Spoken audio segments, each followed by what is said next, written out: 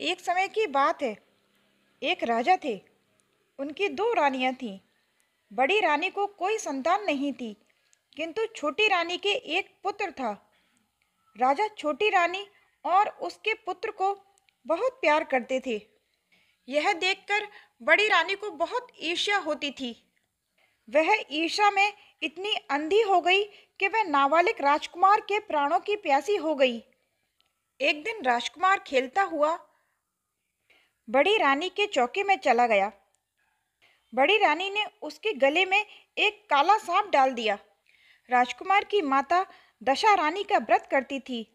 वह लड़का दशा रानी का दिया हुआ था, अतः दशा रानी की कृपा से वह सांप लड़के के गले से सरकता हुआ भाग गया। दूसरे दिन बड़ी रानी ने राजकुमार को विष के लड्डू खाने के लिए दिए।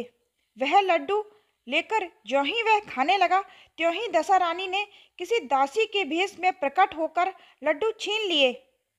जहर देने पर भी जब राजकुमार नहीं मरा, तो बड़ी रानी उसको मारने के लिए और दूसरा उपाय सोचने लगी।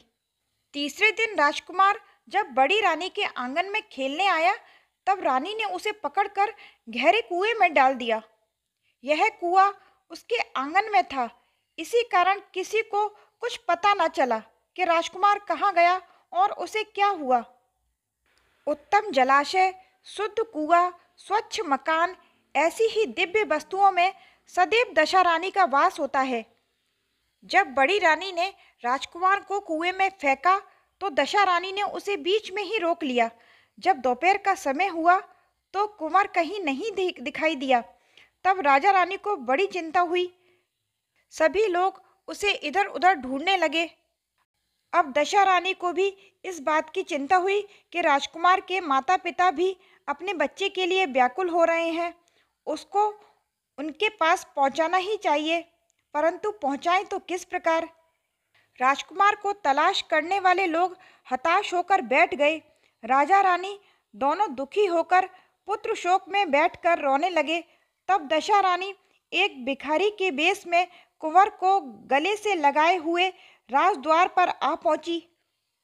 राजकुमार को वस्त्र में छिपाए दशा रानी भिखारी के रूप में भिक्षा मांगने लगी।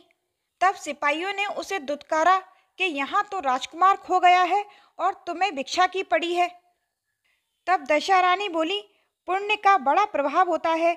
यदि तुम मुझे भिक्षा दो तो हो सकता है तुम्हें राजकुमार मिल जाए। यह कहकर वह देहरी के अंदर पैर रखने लगी। तब सिपाहियों ने उन्हें आगे बढ़ने से रोक दिया।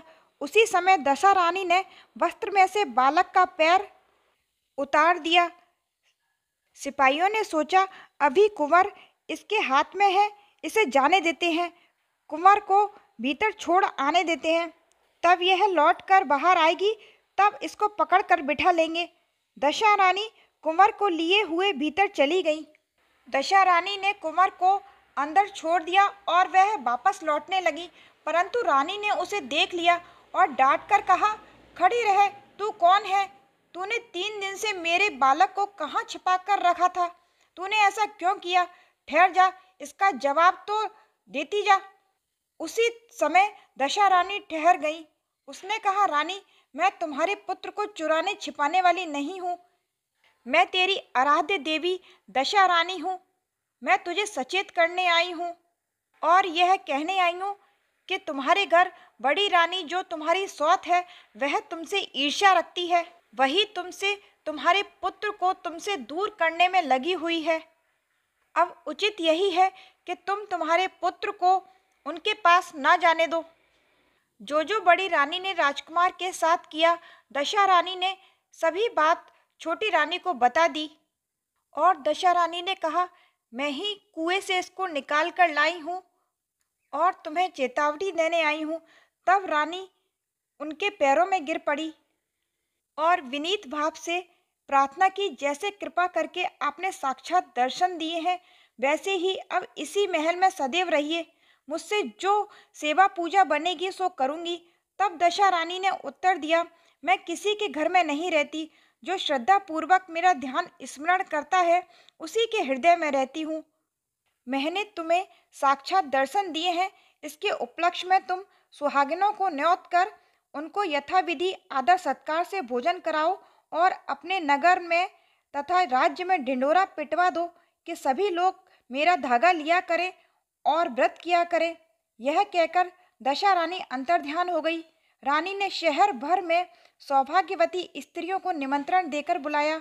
उपटन से लेकर शिरोभूषण तक, श्रृंगार तक उनकी यथाविधि पूजा करके गहने आदि देकर आंचल भरे और भोजन कराकर विदा किया। शहर और राज्य में ढिंढोरा पिटवा दिया कि अब सभी लोग दशा रानी के डोरे लिया करेंगे और आगे से उनकी विधिवत पूजा किया करेंगे। यह मेरी दूसरी कहानी दशा रानी की संपन्न हुई। दशा रानी सभी पर कृपा करें और उनकी मनोकामना पूरी करें। मेरी कहानी अच्छी लगी हो दोस्तों तो लाइक करना। Bye bye.